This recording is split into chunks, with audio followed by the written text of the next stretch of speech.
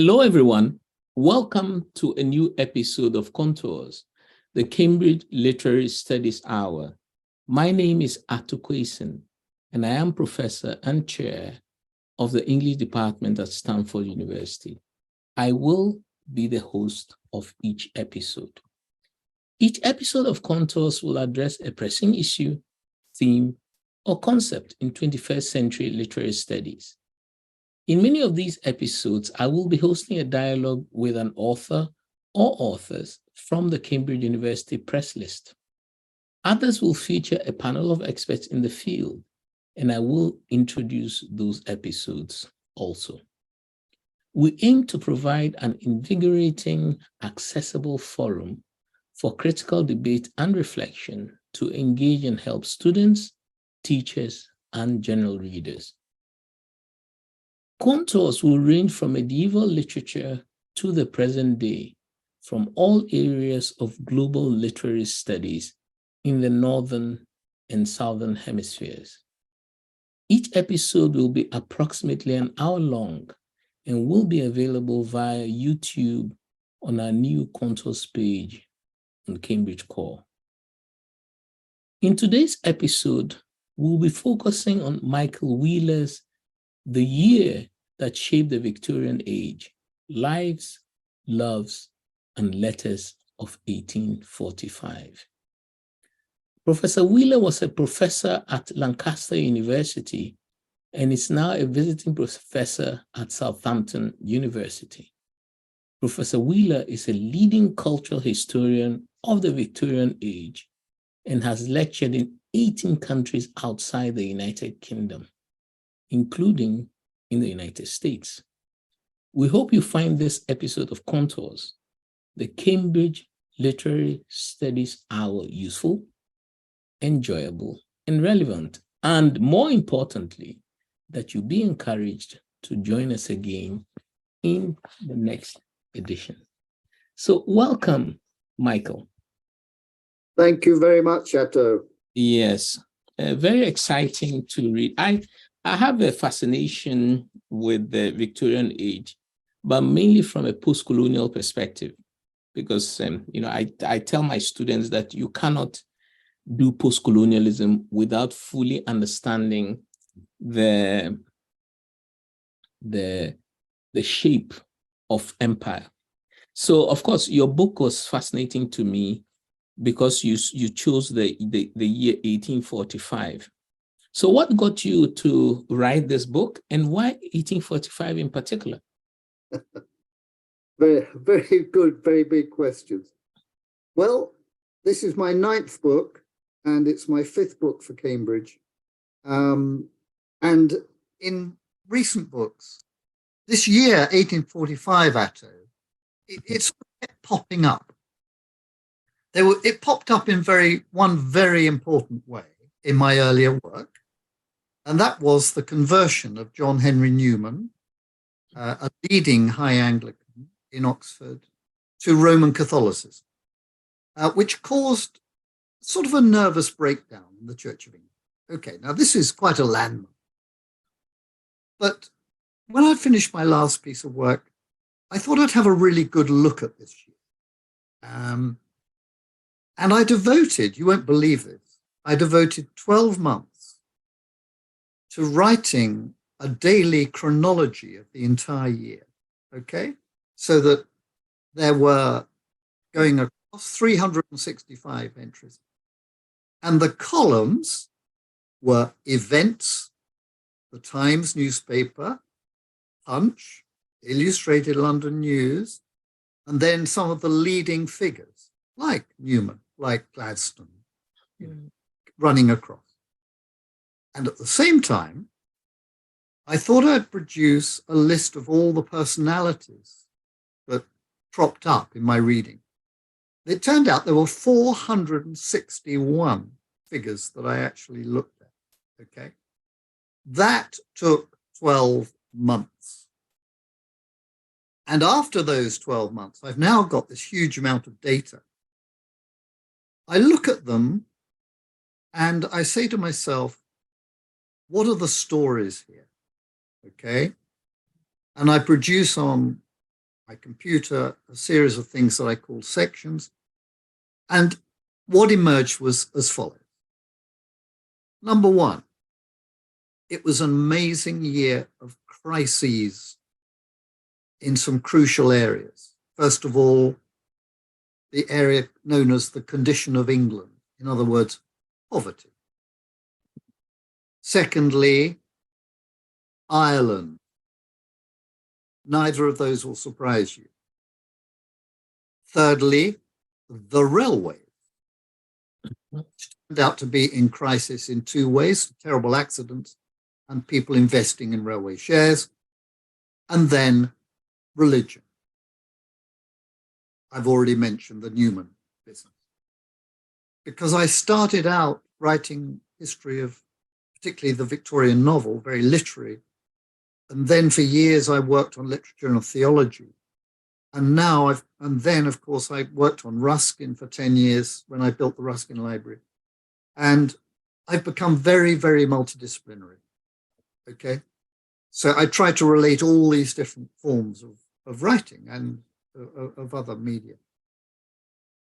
Okay, the second thing I discovered was that not only was this a year of crisis for society, but also for a lot of these leading figures. Several of them went through life changes of opinion or of marital status, as in the case of Elizabeth Barrett Browning and Robert Browning. You know, they fell in love and the year after they got married. And then the third thing, and in a way, what held it all together, was that this was just 5 years after the invention of the universal penny post. And that meant communication speeded up. And the kind of intellectuals that you're interested in, and I'm interested, we're all interested in, they were exchanging ideas, and they were exchanging ideas by post faster.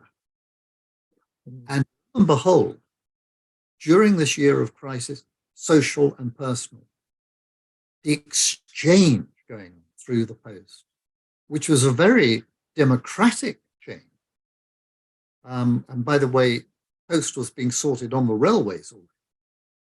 So that things really were shifting. The railway expansion had a big effect. And so I ended up with this fascinating range of subject matter, in which by the end, and it was Cambridge really who suggested the title, by the end, I did come to see that this was the crucible where Victorian society was really post-industrial society was tested in 1845. Actually, the description you give of your method, you know, a daily chronology of, I wish you had put that in the book, because you give an abbreviated version of how you came to 1845. And the version that you give, I dare say, is not as lively as the version you've just delivered now. because the description of your method is phenomenal. It's very, first of all, it's very lucid, you know, it's very clear, it's very systematic, but you can see how that your daily chronology, you know, 365 days and the different, you know, personages, newspapers, and so on, can actually take you in different directions. Yes. Yeah, so I said the wonderful description of method. And we don't get enough of those, by the way. Yeah, the description of method. Yeah, normally we think that people are not interested, but it will be great for example, graduate students. I think you're right, Ato, actually. I did actually wonder whether some of this material might be published one day, but you should publish it as you know, in past, present, or you know, one of the. I could put it. A description of method. In fact, another thing, this just comes to my mind now. There's on intellectual craftsmanship. It's a paper by an American sociologist whose name, unfortunately, escapes my memory momentarily. And this was published in the 1940s. And he's a sociologist who writes on, who basically does exactly what you did, a description of his method as I'm pulling it up right now.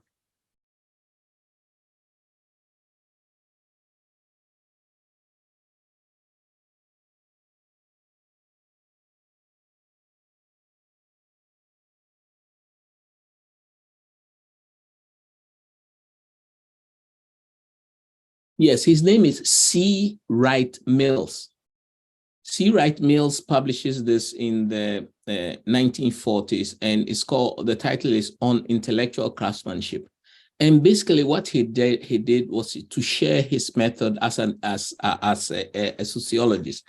Really fascinating, and the systematic way in which he goes about reading newspapers, for example, and categorizing the things that he reads and following the threads. So exactly. So thanks for sharing this. Is extremely, you should publish that. Just a description of your method would be extremely useful. And Wright Mills's piece has been referenced endlessly since he first published it decades ago. So the other thing I wanted to ask, and this is still on methods, you use the letters, both public letters to the editor and so on, and also private letters. So letters to the editor. Obviously, letters to the editor you glean from the various newspapers. My question is, how important in the period were these letters as a source for thinking about history?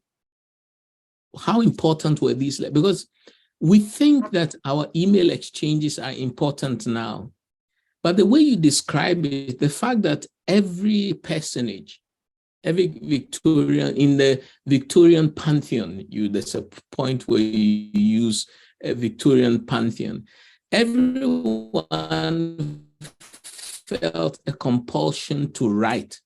In other words, Yes. that some of them. Yes. Private, but also historical at the same time. So say a little bit about the significance of writings, both public and private, for thinking about history. Yes. The history of the period. I think one of the things I found extremely engaging, Atto, is that in our electronic age, when I publish a book, the first time I see anything on paper is when it's published. The whole thing is done, without pen and ink. One of the points I bring across is that even the most senior people in Victorian society, in my Victorian pamphlet, if you think of judges or doctors or any professionals, if you think of women in society of all kinds, I think they went around with a little bit of ink on their fingers, because most people wrote several letters a day.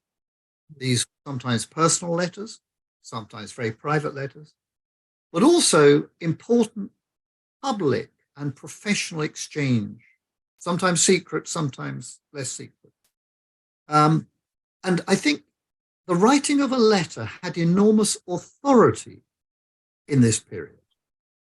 And what I mean by that is that when you opened a copy of the Times or the Morning Chronicle, there was a letter, and it wasn't separate, it wasn't put on a separate page. Mm-hmm.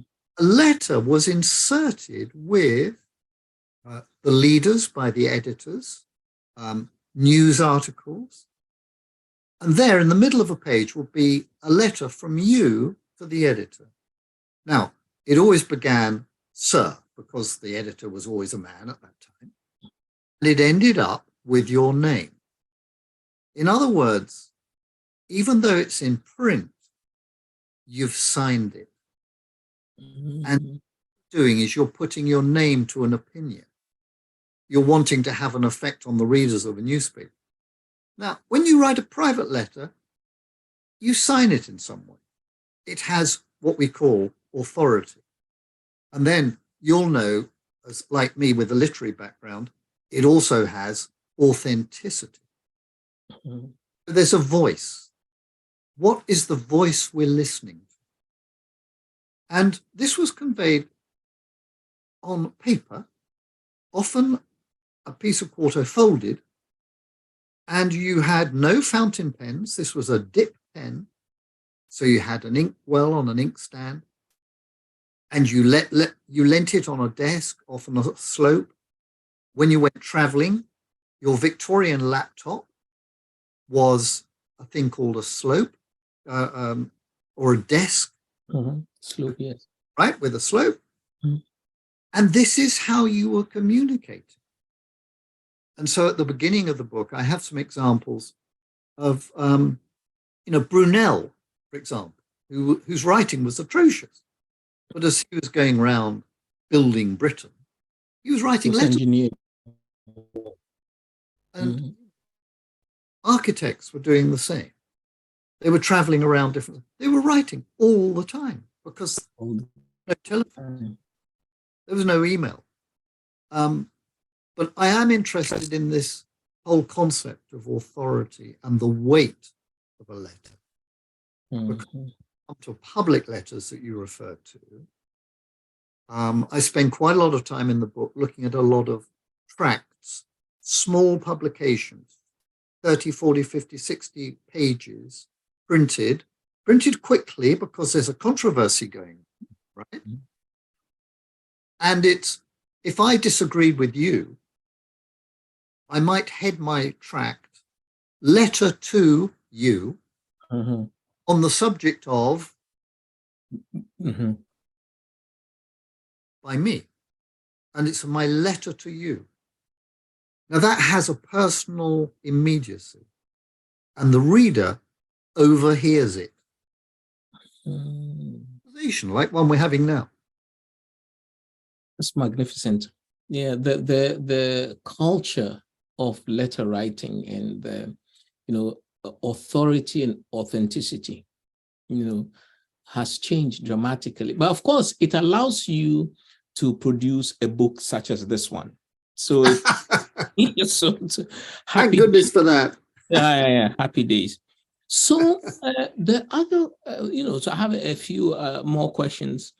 So before I come to them, because I want to ask a question about Charles Dickens and the railways.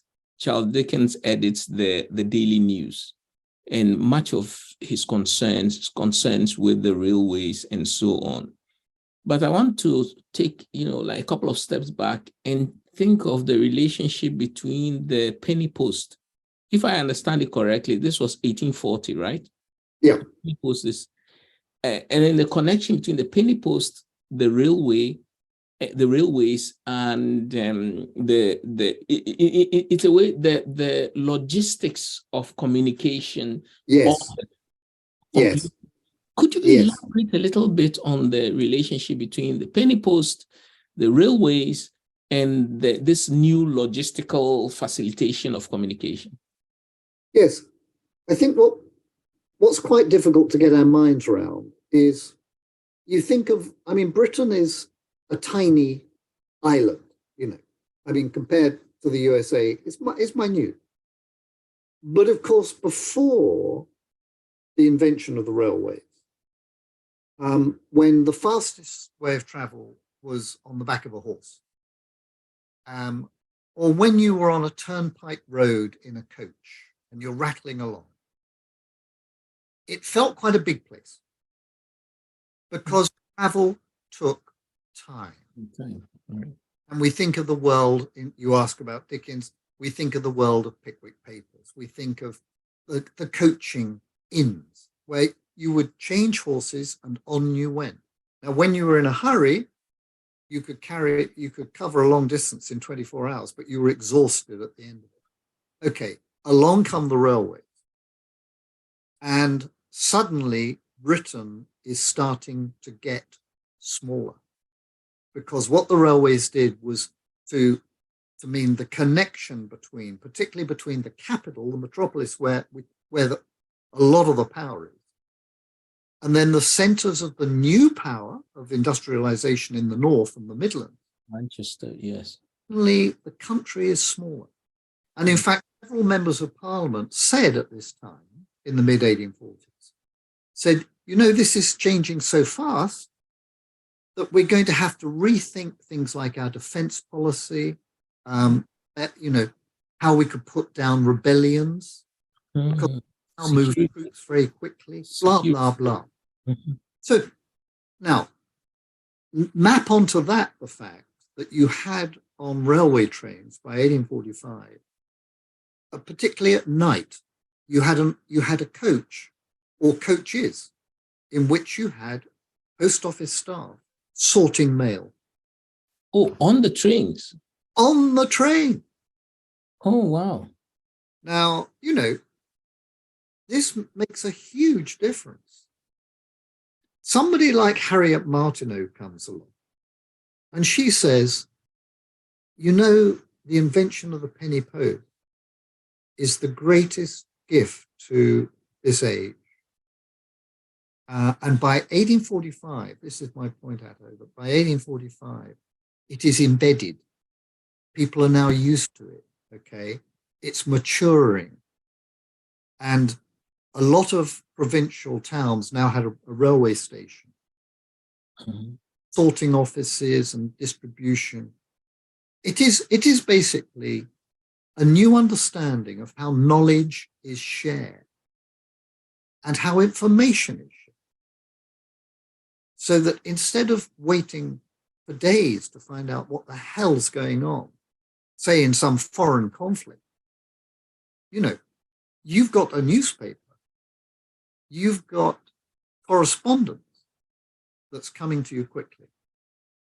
That's it's a wonderful, you know, profile of the communications. So chapter 2, Charles Dickens. So Dickens spends much of the time in his editing of the Daily News, you know, fielding concerns about the railway crashes, and so. Can you tell us a bit about the state of the railways in 1845 and the letters that were written of concern? This would be part of the condition of England, you know, theme. Yes, yes and no. The Dickens' involvement. Let's first of all deal with Dickens and Daily News. Nicholas Nickleby had not gone very well for Dickens. His sales were dropping off. And in fact, he spent quite a lot of time in Italy early on in 1845. And towards the end of the year, he takes on this idea of a new newspaper. He's going to be the editor. So he pours all his energy into this. But it didn't work out. And when it came out at the beginning of the next year, 1846, he only saw a few copies and then he resigned. Okay. What's more interesting is that actually he then started writing Dombey and Son, which is the first railway novel. We can come on to talk about it. But let's come on to your big question about what it was like on the road. The thing is, things were moving very fast. We've got to remember that Britain could move very quickly, being the first fully industrialized country. And rather, as I think, I've spent a lot of time in America, I think of America as a can-do nation, and America gets things done, and it gets things done quickly. The Victorians were like that. And they produced large amounts of rolling stock and the railway engines that were very quickly developing because of the wonderful inventiveness of this country, and steam power. What they hadn't worked out was a good signaling system. Uh-huh. And so a lot of the accidents were appallingly bad and were caused by railway trains.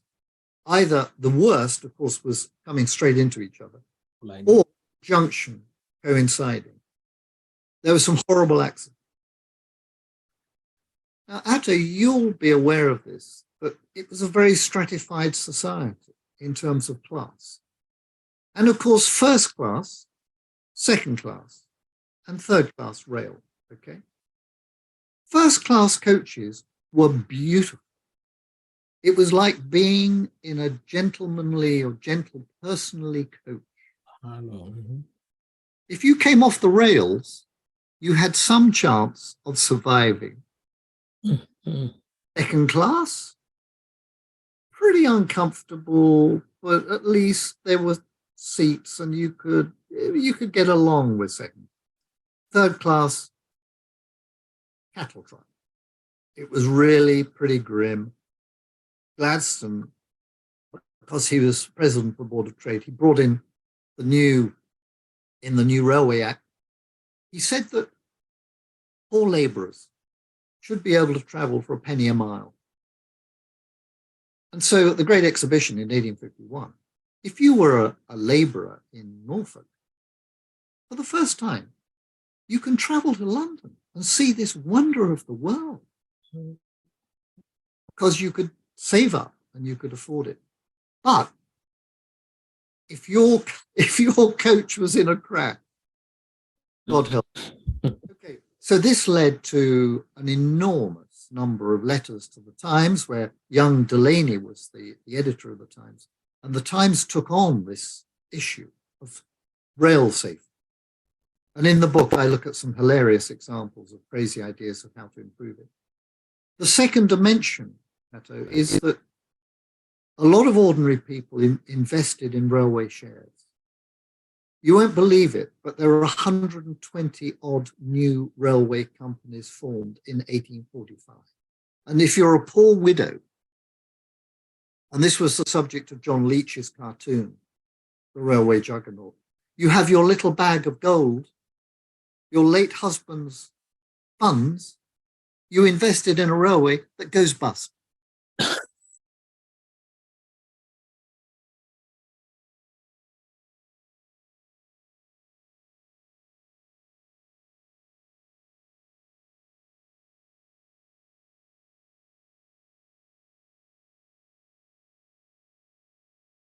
That's not good.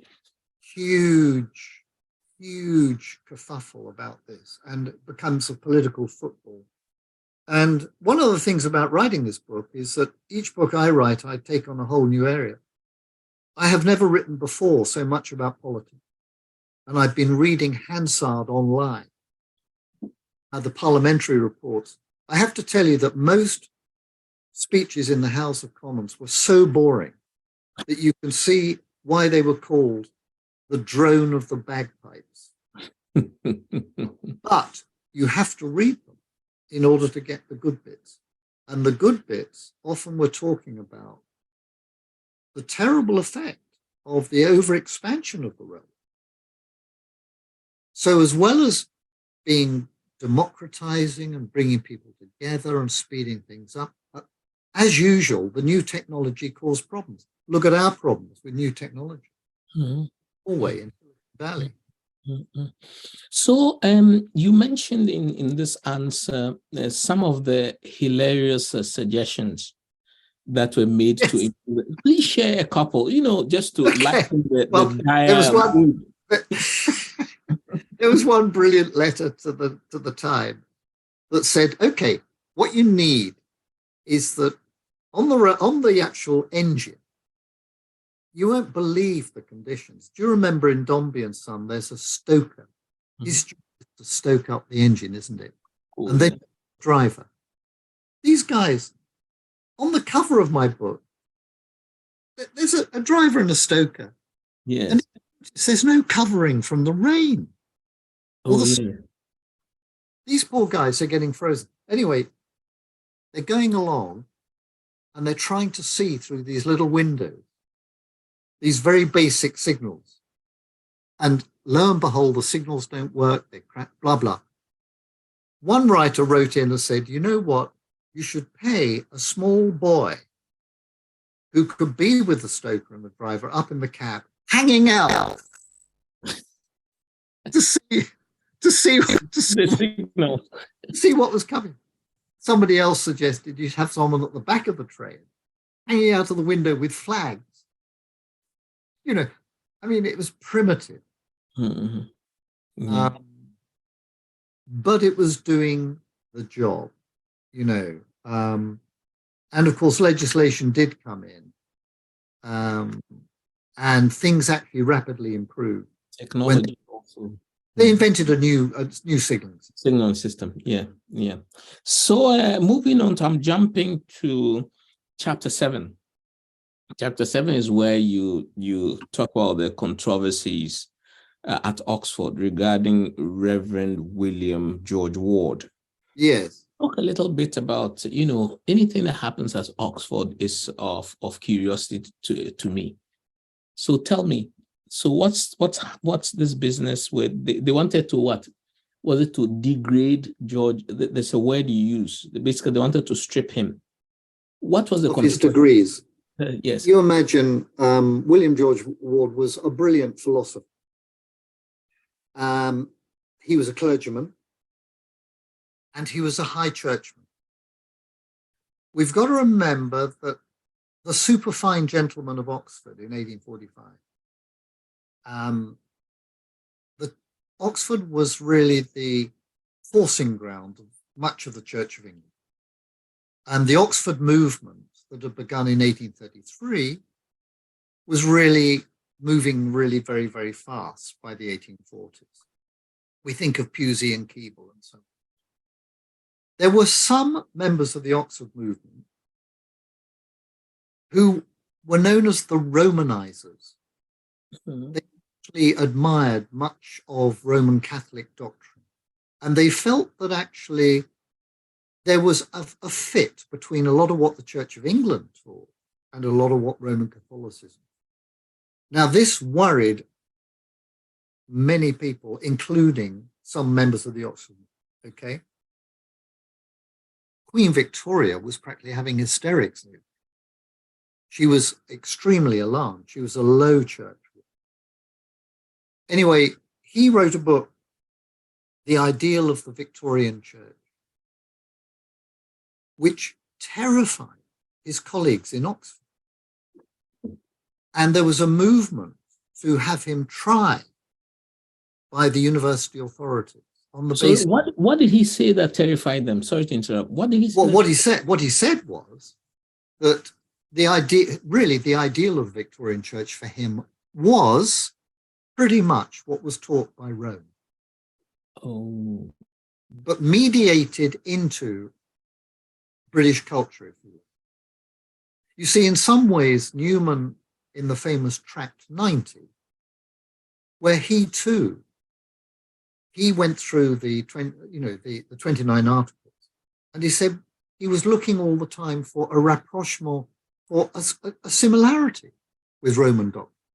This at a time, one of my books is called The Old Enemies. It's about the clash between Anglicans and Protestants. But the other half of the story is that quite a lot of high Anglicans, of course, ended up converting to Rome. Anyway, the story goes in Oxford in January 1845 that William George Ward's colleagues are going to put him on trial. And the interesting thing is the letters started to fly. And liberal church people in London, in Oxford, all over the country, were sharing, by sending them around by post, various tracts that were going to argue that they must not punish this man. They must give him freedom. They must give him freedom of speech. It's quite like some of our arguments today. Mm-hmm. Mm-hmm. Anyway, cut a long story short, very cold day in February 1845. We're in Oxford. The people who can vote are MAs. They all have an MA from Oxford. They're mainly clergymen. They come in on the railway, so there are more of them than usual. They fill the enormous Great Hall. And Ward has a chance to defend himself. He does that. It's like a court of law. And they vote, are we going to degrade him? And are we going to remove his degrees? And many people voted non-plaquet. No, I'm against this, including Gladstone, on whom I'm writing at the moment. But others voted that, yes, he must be degraded. And he was. So he was stripped.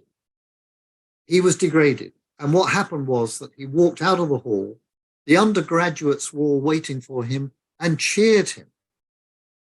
And the vice chancellor came out and they threw snowballs at him. And it's a typical kind of Oxford moment. Later in the year, Atto, he suddenly announced he was getting married. Oh, good for him. And he got married and they both converted to Rome. Oh, okay. And meanwhile, in October the 9th, John Henry Newman converted to Rome. These events, two different chapters in the book, but they ricocheted onto each other. So another chapter that interested me greatly was chapter 10 on the Corn Laws. Yes. The Corn Laws chapter is really fascinating because of how it impacted on international trade. And so can you talk a little bit about the Corn Laws and the controversies, political maneuverings about the Corn Laws, and also the fact that the word corn does not denote just corn, but also barley and other things. So Wheat. Talk a little bit about the wheat and so on. Okay. About the corn laws and its implications and how the process of its repeal and the anti-corn laws movement and so on. That chapter was really fascinating. Yes. Okay. Yes, I mean, an American understanding of corn, the English meaning of corn really is cereal crops. Okay. And particularly important was wheat because of the production of bread. And so we're looking at English farms. We need to remember that England is basically an agricultural nation in the 18th century. When the Great Pitt, we're fighting the French, he brings in Corn Laws, which is to protect English farmers from foreign imports. The problem with the Corn Laws was that it in order to protect the livelihood of the farmers, and therefore, by the way, their workers, huge number of agricultural workers who depended on farmers. The problem was that it could push the price of bread up. And so... And it would push the price of bread up because it prevented cheaper imports. Exactly. Why would it... So it's called, as you know, it's called protection. Mm-hmm. Now, by the time we get through to 1845, what's happening is that the Prime Minister is Peel, Sir Robert Peel, Tory. The policeman, is that the one responsible for the bobbies? The bobbies, because he's... So Bobbies, please, sorry to interrupt that. I always really connect him. That's right. That was early in his career. That was in the back in the 1830s. Yes. Okay, so Peel is the Prime Minister. And he believed that we should gradually reduce tariffs. In other words, that on all kinds of goods, we should gradually reduce our protection on other goods. But the Tory party was based, which he ran, he was head of the Tory party. It was based on protection. It was based on protecting the farmers and corn. In other words, cereal crop. We had to protect. Right. Gladstone, here he is at the Board of Trade.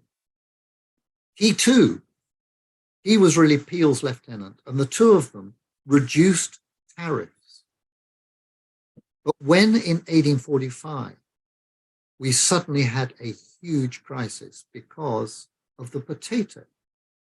Mm-hmm. To remember that in Ireland, yes, the staple was not bread, the staple was potato. Yes. The poor peasantry of Ireland, huge, 8 million people in Ireland, depended on their potatoes. And this horrible disease, as you know, began in the summer and autumn of 1845, right? It became clear to Peel that the only way to rescue the situation was that we'd have to reduce protection of wheat. In other words, abolish the Corn Laws. What did he do? He went to the cabinet in December 1845. He said things are getting so bad in Ireland, people are dying, and it's going to get worse. And the cabinet would not go with him. So Peel trots off to see the Queen and Prince Albert down at Osborne House on the Isle of Wight. And he says, I can't go on, I've got no support.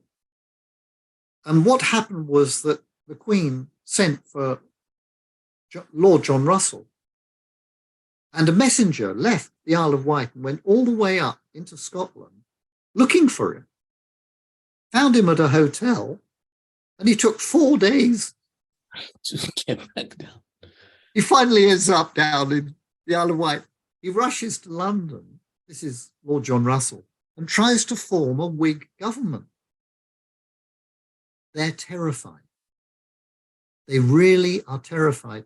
They don't want to touch this with a barge pole. So what happens is Peel, who, by the way, the Queen respects enormously, the Queen says, look, Peel, you just carry on. And he reformed his government. And by halfway through 1846, he brought in the repeal of the Corn Law. The effect this had was to split the Tory party in half. And the so-called Peelites, who voted for the abolition of the Corn Laws, right? They separated off from the protectionists, who were the Tories, if you like. But of course, the other thing you raised is the Anti-Corn Law League, and Cobden and Bright and other leaders, particularly from Manchester, the industrial centres. They were saying, we don't even have proper representation in Parliament. We're producing the nation's wealth. And the workers, the industrial workers, are impoverished by the high cost of bread. So their movement was successful, and they put pressure on Peel and his government that it was clear that it had to be abolished. But it had an effect you won't believe on British politics. And what was so back to the letters. Yeah. What were and now I'm talking of the public letters. I'm interested in the public response to all these, goings on. Yes. Not the private, Peel writing. What was the public response to the Corn Laws, the anti-Corn Law? What were people writing in the newspapers about? You can imagine that you've got a huge range of views, and it depended on your status, your wealth, your power, whether you were of the landed interest, you wanted to protect the farmers and protect the Corn Law, whether you were in the industrial area, so you got a whole galaxy of views. There were certain individuals, like the Reverend Lord Osborne, who I talk about in the book, who could write a brilliant letter in the Times, which just captured briefly, in a beautifully articulated, highly educated letter, attacking particularly someone like Sir James Graham, who the poor Sir James Graham, who was Peel's Home Secretary, he was hit on the head over Mazzini, the opening of letters. He was hit on the head on virtually all the issues I look at in the book. And Osborne can take the Home Secretary and take him apart in a brilliant letter. And so these public letters, they could get quite personal. Because today, if you look at the moment, we're back in people's views in the States and throughout the world about President Trump. It divides people. Well, the same was true of this issue. It was divisive. Did actually, Ato, was to show where the fault lines in society were. And very often it's on the fault line that the writers write. So if you think of, say, Disraeli, his brilliant novel Sybil, or The Two Nations, where he's arguing that it's a nation of the rich and the poor. And of course, he argues in that novel that the aristocracy must get together with the working class, because the real problem in society, Atto, is the middle class, the emergent class. Now, in the middle of all that, Disraeli quite admired the Chartist movement, interestingly. Radical working class movement. But what they all had in common was not quite knowing what to do about a crisis like the potato famine. Because as we know, the Irish famine, by the end of it, 1 million people were dead, and 1 million people had emigrated. And in fact, a little later, the population had gone down from, I think, about 8 million to about 5 million. I mean, this was a catastrophe. Catastrophe, yes. Ireland is part of the United Kingdom, and therefore the Queen Victoria, was heartbroken. And meanwhile, it's a Roman Catholic country dominated by Protestants from Ulster. And so all the problems that came later with poor old Gladstone trying to bring in Home Rule, and then you go on to the 20th century and the story we know, a lot of it began in 1845. 45. Wonderful. So I started off by saying that from a post-colonial perspective, I would have chosen 1857. 1857, because 1857 was the big, they call it the Sepoy uprising. There are different names of describing it in India. Yeah. And the response to that uprising changed the course of colonial administration, not just in India, but all over the world. Everything changed then.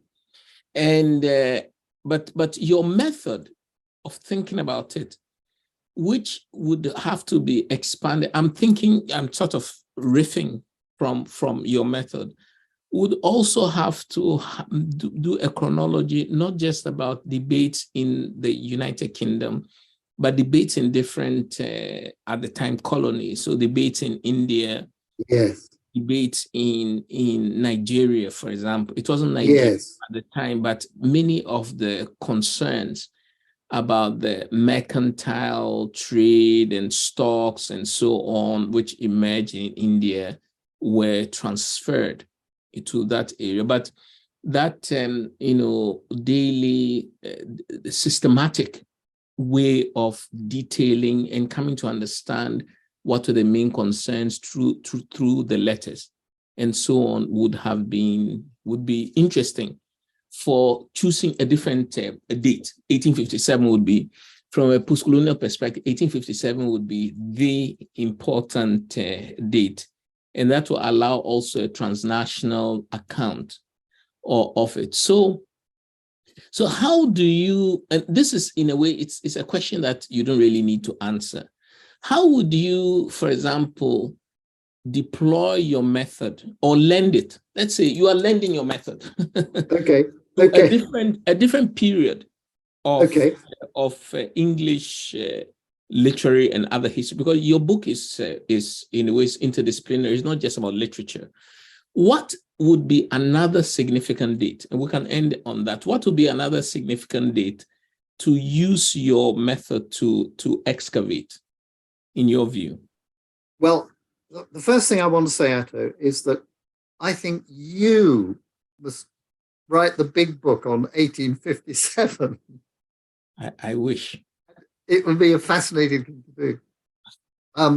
I couldn't possibly do it, because you do need this kind of perspective that you have to tackle it. So may I now officially, and while we're screening, wish you the very best of luck. In terms of English literature, what about 1922? 1922, we have the publication of The Wasteland, Eliot. We have the publication of Ulysses by James Joyce, an Irish poet living, as it were, in exile on the continent. Okay. But we know that this idea that modernism kind of exploded in 1923. We know that at the same time, there's a huge amount of stuff going on that's quite different. We know that the situation in Ireland is critical. And it would be fascinating to take 1922 and spend a year doing a daily chronology of 1922. Now, maybe you and I could go up and down the corridor. We could, and also 1992 is good because it merges post-colonial Ireland, because the post-colonials are very interested in Ireland. So 1992 will be a good way of bringing post-colonial concerns with British UK concerns. It would. Yes. It would. My chapter on Ireland and that extraordinary series of letters to the Times by Foster on the condition of the Irish people, which always begins "Sir" at the beginning. In other words, this is aimed at Delaney. He has a racial analysis of the problem, which would fascinate you, because he distinguishes between the Celts and the Saxons. On the side of the Protestants up in Ulster, who are much more developed, you understand, you know, who are living in little huts in you know, so, and this was quite common, of course. Yes, of course. A racial theory of difference. Yeah, Carlyle, Thomas Carlyle actually wrote one of his books, which was a racial profiling of the Irish. It's much commented upon. Yes, that's right. Yeah, and it was completely, if you read it now, it was completely, you don't even need to be post-colonial to see that it was a kind of racial profiling of the Irish. Exactly. Thomas Carlyle. Exactly. And of course, I have a chapter on Thomas Carlyle, who publishes Oliver Cromwell's letters and speeches. Yes. Completely transforms the view of Oliver Cromwell. He recovered the reputation of it. But meanwhile, he's working with the letters of the dead. And his poor wife, Jane Welsh Carlyle, who is very much in touch with the living, is appalled by the way that her husband, Thomas Carlyle, is in love with Lady Harriet Baring. Yes, there was that too. All that stuff, you know. There's a lot to talk about. A lot. It's a really fascinating book, and even I, well distant from the period, I've gained so much, and the conversation has been wonderful.